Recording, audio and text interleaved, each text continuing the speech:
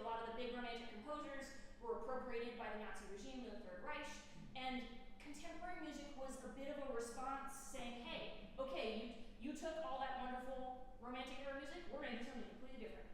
This is ours. And there are 3 points that I think go with that, which is that this was very specific to early 20th century music, and it kind of gave a stinky smell to all music that came after it.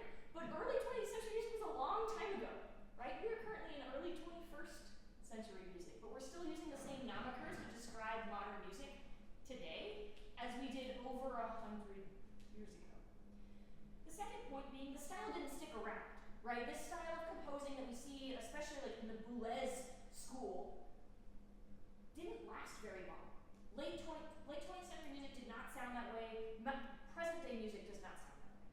Which brings me to my third point, which is that all previously rejected styles have eventually come into fashion, right? There was many of our teachers never ever heard Rite of Spring played because it was just too bad and too dissonant and too gross. And hey, what are we playing next semester, guys? We're playing Rite of Spring here at FSU next semester. And you might, if you're like me, have played it a couple times already before. And this is a common, frequent thing that we play. While 2 generations ago, it was a, oh my gosh, somebody's doing Rite of Spring. Again, if you have access to the New York Times, if you're an FSU student, I encourage you to go read this whole article. It was really, really interesting.